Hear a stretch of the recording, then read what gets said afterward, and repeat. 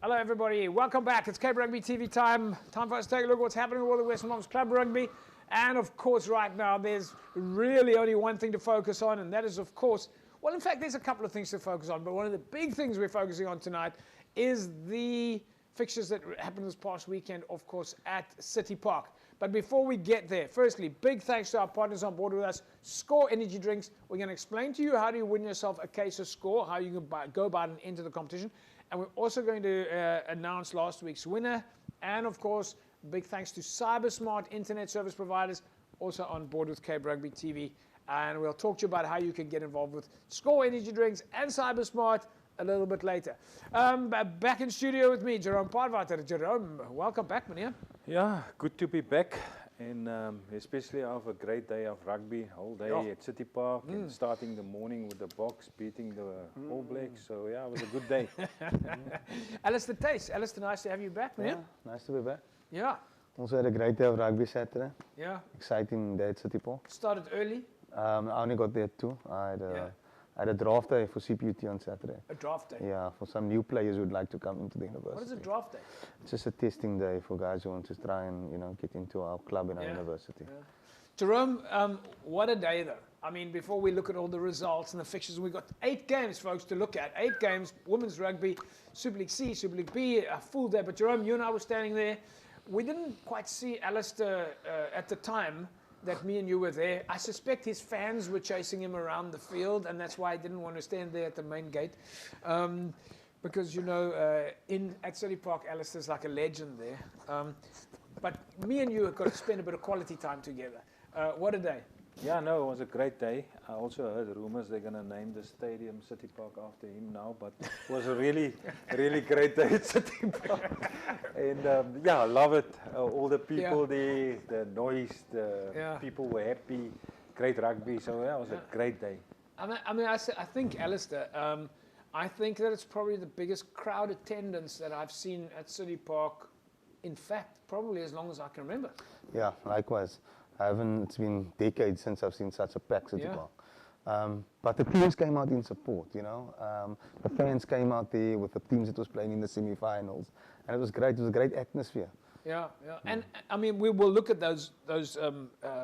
we will look at the matches now in a minute or so. In fact, we'll go to the women's games.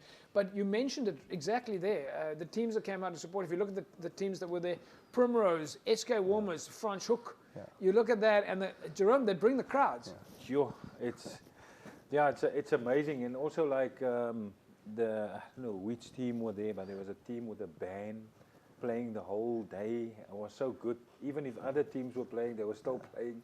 So it was great, All right, Alistair, you say when the clubs are supporting other clubs, why? Why are some of the clubs supporting other clubs?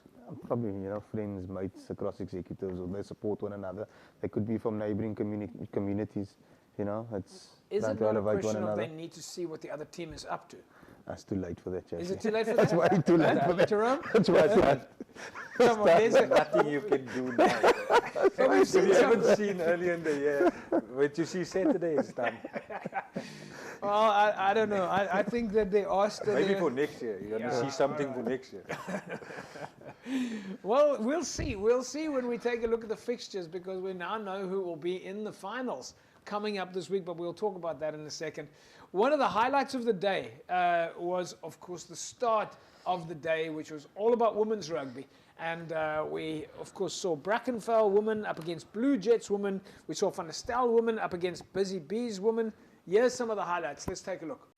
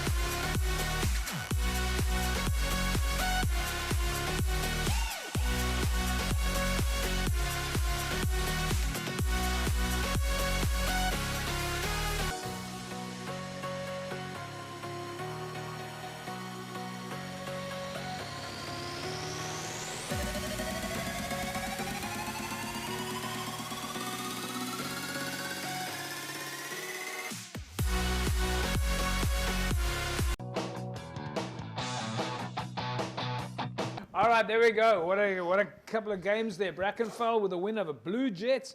And then, of course, Van der Stel, 32-15 over Busy Bees. Jerome, what a day for women's rugby, though. Yeah, it was a good day and a lot of talent. There's a lot of girls that basically put their hands up, so it's good. It's just an improvement on how they are on the fitness, and I think the days are gone that you see a lot of scrums because the girls catch and pass and they play, so it's good rugby. So what was interesting for me is also while we were watching, I think the finals, they were watching the South African women's rugby side playing. It was interesting watching our club rugby and the growth of women's rugby in South Africa, knowing that our club rugby players potentially could play against the All Blacks in the same manner, against the Ferns. Yeah, that was huge. I mean, just for our national side to make that the quarterfinal, I think it was the first time. But just coming back to what Jerome said, we were just chatting now off air. You can see over the past couple of years the gradual increase of how women's rugby is improving from the skill level. You know, and we could see that in the finals or semi-finals on Saturday. Yeah. Why, Jerome? I mean, you've been involved. I know one of the things you guys have been doing is having dedicated women's rugby specific coaching courses, for example. But going to Alistair, my question is why? Why has it gotten so much better?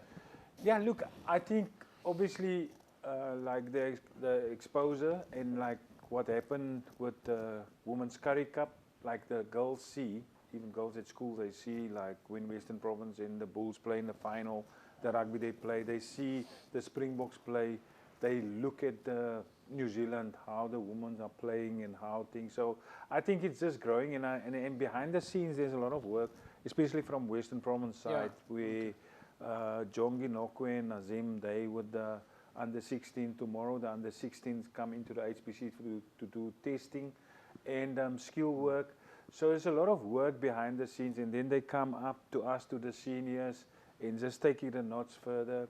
And I mean, there's a couple of Western Province girls playing in the World Cup, who were playing in the World Cup. Yeah. So I think the girls could see now, there's a few girls from netball, playing netball, but switching to rugby also, and athletics. So I think they can see the growth of the game, and that it's a lot of work behind the scenes, as I say, and hopefully one day most of the provincial teams are going to be professional. So then it's really no turning back. Yeah.